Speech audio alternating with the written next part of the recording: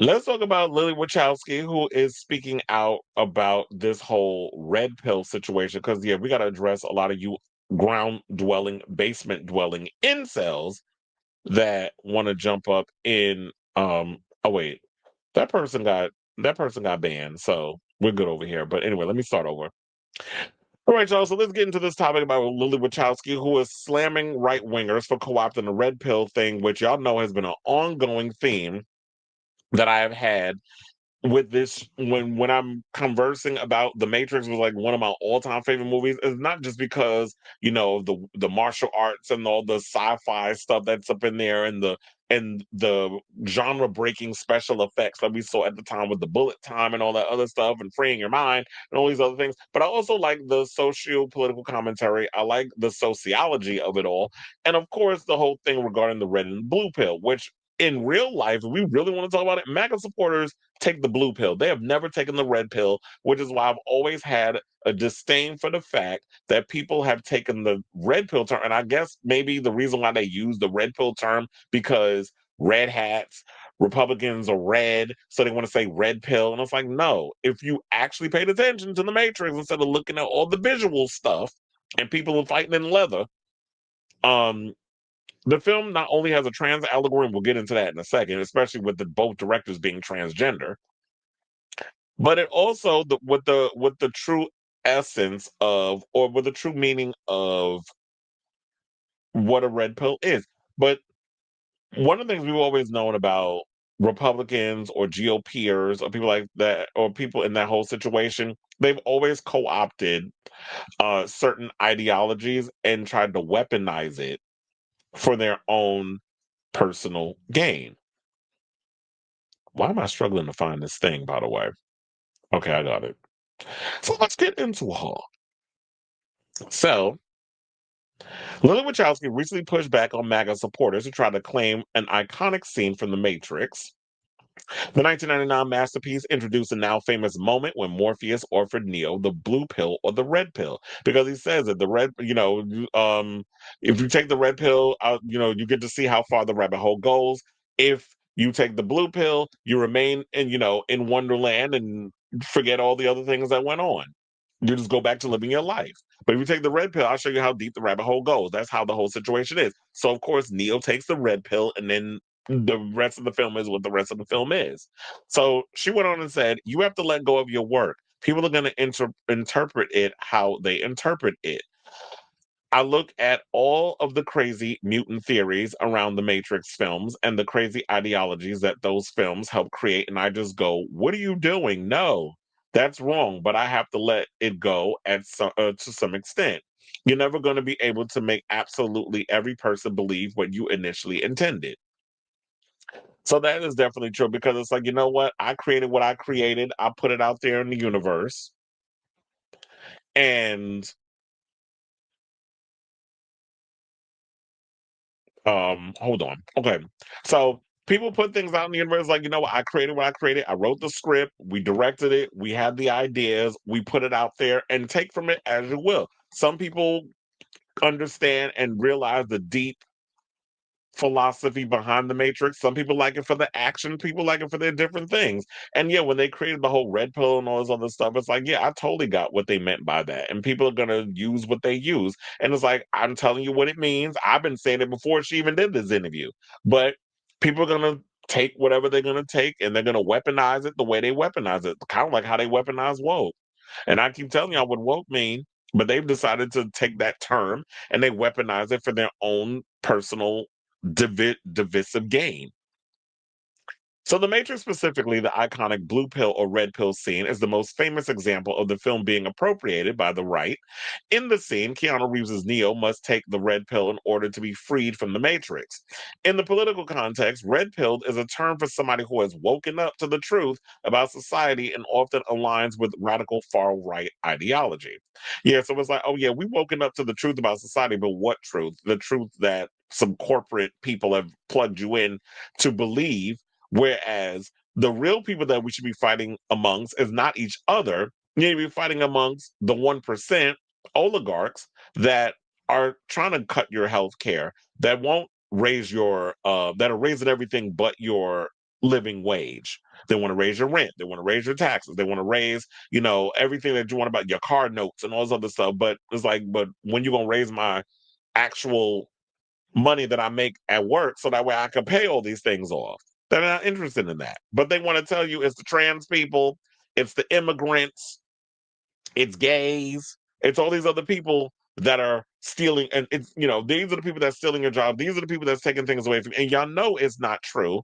You just want to point the finger at them because there's a face to the madness. Whereas you can't put a face to the oligarchy.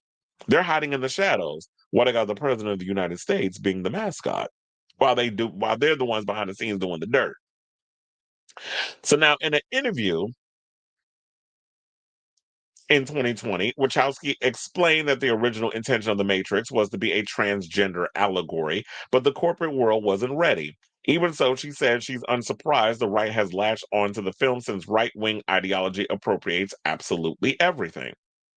Well, the one thing I will say about the right, they're really good at strategy and marketing. The Democrats' problem is that they feel like, well, you need to Google, you need to do the research, you need to look things up. Oh, go on our website and see all the accomplishments. I ain't got time for that. We all busy. We got things to do. Yeah, there'll be people out here who work within doing political speaking and all this other stuff. Like if you have your political pundits that you go to and you watch shows like a Sabby Sabs or a Kyle Kalinske or his wife Crystal Ball or the I've Had It ladies, you know, Jennifer Welch and Pumps, or these other people that are real progressives in this fight, or progressive in their independent thinking and really giving you the truth. They're the ones that's putting this stuff out here and letting you know what's going on. But I got time to be jumping on no DNC website to see what y'all got going on. Y'all need to get better with y'all messaging.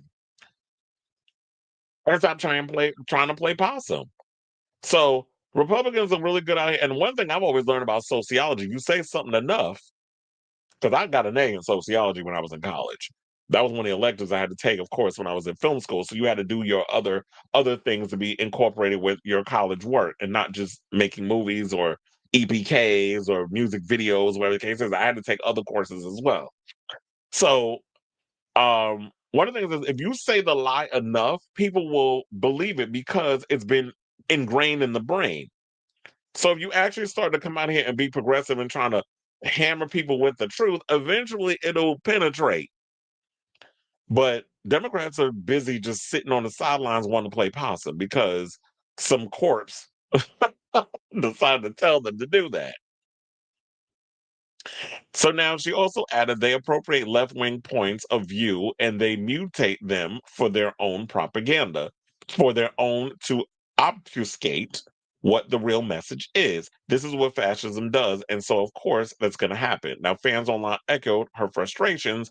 One Reddit user argued that these interpretations were often intentional attempts to attach right wing thinking to stories that encourage questioning oppressive systems. Another commenter, U Myers JW, was U/Myers JW is the name if you want to be specific, said MAGA groups desperately want to be pop culture tastemakers and yet keep getting stuck with the absolute worst celebrities and artists out there. Well, they definitely want to be in the a part of the elite. They definitely want to be in that room.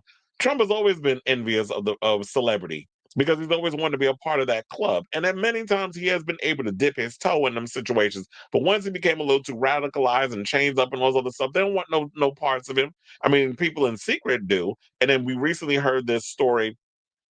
Josh Brolin came out and said that he was friends with Trump at one point, and the guy you see today is not the guy he knew. And some people was calling him out saying, like, oh no, he's definitely the person you knew. You just chose to ignore those things about him. And like I said before, y'all was loving when he was the jester, the class clown, the unfiltered whatever that would just come out and say any little thing. You thought it was cute until he ran for president. Then all of a sudden, when he started to mess with the things that affect people's livelihood, that's when it's like, okay, let's turn. And rightfully so. You should be mad at somebody who, if you're going to jump into politics and want to make a turn on certain things that affect your livelihood. But y'all was liking it in the beginning. But it's good for people to evolve and disassociate themselves from problematic ass people. But yeah, they definitely want to be a part of they definitely want to be pop culture tastemakers. They definitely want to be a part of that celebrity world, which is why they like to thumb their nose at celebrities. But then you welcome morons like Candace Cameron Bure and her evenly emaciated looking brother. Then you go, who's the other one? The worst of the worst. You had Shazam, who his career is cooked. Then you had who's another one? Kevin Sorbo, another washed up one. Scott Baio, another washed up one. Stinky McStink Stink, aka Kid Rock. So you find like some of the most bottom basement dwellers, people who look like they smell like actual sewage. Y'all want to incorporate them into y'all thing and call these people celebrities. I'm like, these people ain't had a career since 1993, and y'all talking about this, and this is the level of celebrity dumb y'all be looking forward to. Okay, so Lily said what she said. I agree with what she said. I can be here blue in the face to try to give you the full philosophy breakdown of the Matrix because I told you I've seen that movie so many times. It's kind of like, but then I wouldn't be as messy as Casey Becker was.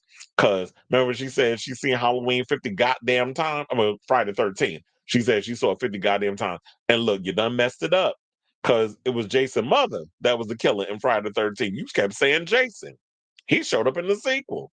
So yeah, I will actually give you a full breakdown of the whole situation, but I could be here blue in the face trying to tell you what the real meanings of the stuff that I took from the Matrix. But people are gonna believe what they're gonna believe. They're gonna incorporate whatever beliefs that they want to believe on stuff and twist it and bend it like a pretzel for how they want to believe it, and it is what it is. So I try to tell people you can lead them to the water, but you can't make them drink. That's the way I look at it in a lot of situations. If you're willing to open your mind and free your mind and learn, then okay. But until then, people, like I said, people gonna believe what they're gonna believe. So I definitely want to hear from y'all. What do you guys think of what Lily had to say regarding, speaking on the Matrix and how some of the things that they've come up with in the film has been co-opted by right wing ideology. So let me know what you guys think of this story in the comments down below.